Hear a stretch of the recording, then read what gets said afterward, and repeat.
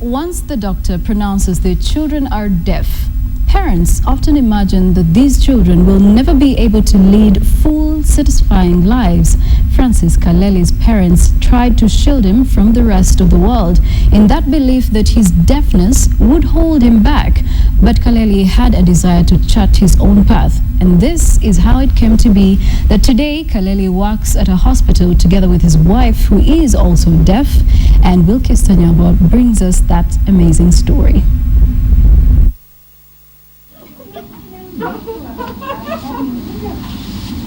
There are many sides to Francis Kaleli. On the one hand, he is a father, a role he takes great pride in. On the other, he is a treasured employee, part of the support staff at St. Mary's Hospital in Langata. And this weekend, after 7 years of marriage, he will be visiting his in-laws to make a dowry payment. His life reflects the lives of millions struggling to make the best of the cards life has dealt them. But what sets Kaleli apart is that he is deaf. Kaleli has worked at the hospital for over 10 years, 6 of these at the labor ward. He strolls in and out easily, an accepted figure, but this acceptance has been hard-won. Francis Kaleli Kasani was born 35 years ago. The 8th of 10 children, he lost his hearing in a bizarre incident. There's a sister of mine. When she was getting warm water to the bathroom. I was young at that time, so I was just running and we collided, and that's when the water poured on my face, and that's how I became deaf. Kaleli attended a primary school for the deaf and went on to a vocational school. Afterwards, his parents were concerned that he was not ready to take on the rest of the world. But I was not handicapped in that way.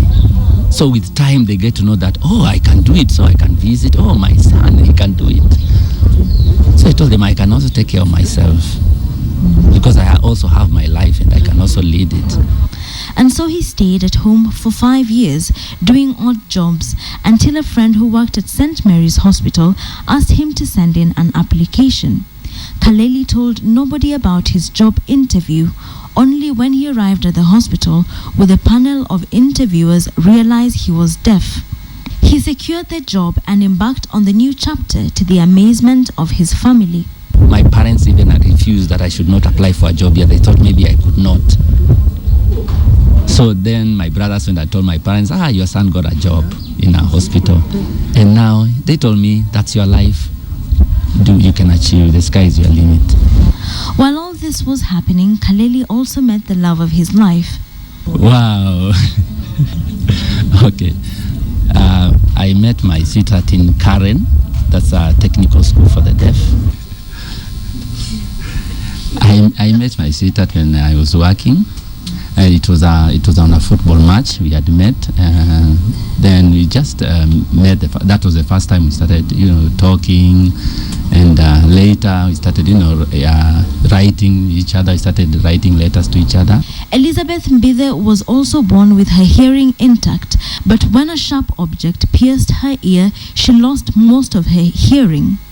They got married in 2006 and had 2 children, neither of whom is deaf. Elizabeth also applied for a job at the hospital and now works at the postnatal unit. Like other working parents, they sought a helper to mind their children while they were at work. But unlike others, they turned to a deaf house help. So this is why when we got our second, we preferred a deaf, somebody who is deaf, who can sign and also help us so that we are able to communicate with our own children. The first, at 4 years old, could not sign, but this one, even at 2 years, she can sign very well. So that's the difference. We wanted to compare that. Night Anyango was born to a deaf family that struggled to make ends meet. She idled at home for months before securing this job. She hopes to become a chef. Now at least I'm catching up with the life. At least I will save some money and also get to pay the school the fees arrears that I have to pay, so that I'll get my certificate.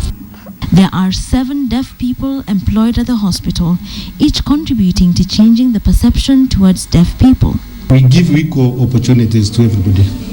because actually we believe that maybe when he is here and he is able maybe to know whatever happens in the hospital, he can also even assist us in dealing with those patients who are deaf.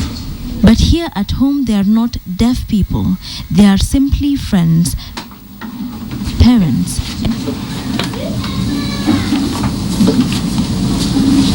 employees, people trying to make the best of life. And as long as they can make themselves understood, life is not so bad. It often appears as if the deaf are trapped in a cold, dark world where they are unable to communicate with the rest of the world. But sign language enables them to have their voices heard, allowing them to live full, vibrant, satisfying lives. Wilkis Danyabwa, KTN in Nairobi.